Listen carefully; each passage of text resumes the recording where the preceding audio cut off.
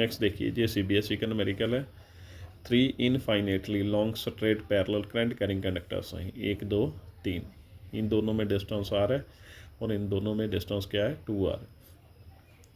तो इस point A पर क्या फाइंड करनी है, नेट मैग्नेटिक फील्ड। इस पॉइंट पर कैलकुलेट करेंगे, मैग्नीट्यूड भी और डायरेक्शन भी।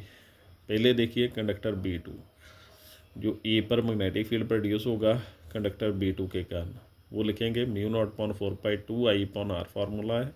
कंडक्टर सेकंड जो है उसमें से करंट कितना फ्लो कर रहा है 3I, तो 3I लिख लिया, मल्टीप्लाई होके जी बन गया। और मैग्नेटिक फील्ड की डायरेक्शन कौन बताएगा, right hand thumb rule. Thumb इस तरफ होगा तो मैग्नेटिक फील्ड लाइंस किस तरफ आएंगे, नीचे की तरफ। तो ये acting perpendicular to the plane of paper आ गया। देखिए तीसरे कंडक्टर के कारण मैग्नेटिक फील्ड ये आएगा μ0/4π2I/R। डिस्टेंस देखिए ये आ गया जहाँ से जहाँ तक का R + 2R, 3R बन गया। और करंट कितना है 4I। इस पॉइंट ए पर B3 मैग्नेटिक फील्ड ये आ जाएगा। और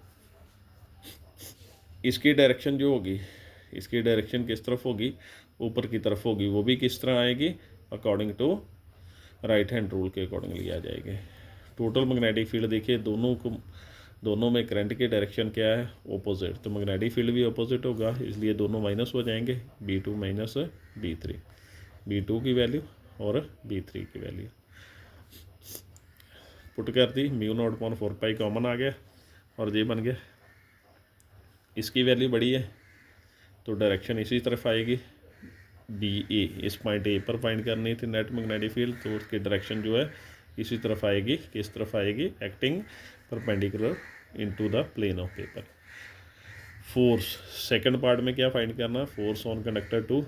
इस कंडक्टर पर पहले देखिए 2 और 1 में, इन दोनों में फोर्स कैलकुलेट की जाएगी, फिर इन दोनों में कैलकुलेट की जाएगी। 2 और 1 में फार्मूला क्या था, तो पैरेलल कंडक्टर्स में फोर्स का μ0/4π2I1I2/R। इसमें देखिए करंट आई है, इसमें कितना है 3I। डिस्टेंस दोनों में कितना है R है, तो R लिख लिया।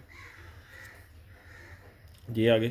सिमिलरली 3 और 2 में डिस्टेंस कितना है 2R, एक का करंट 3 है या दूसरे का 4I है, वो पुट कर दिया, ये बन गया। अब दोनों की डायरेक्शन जो होगी इनकी भी ऑपोजिट होगी, क्योंकि एक करंट इस तरफ है, एक का करंट इस तरफ है।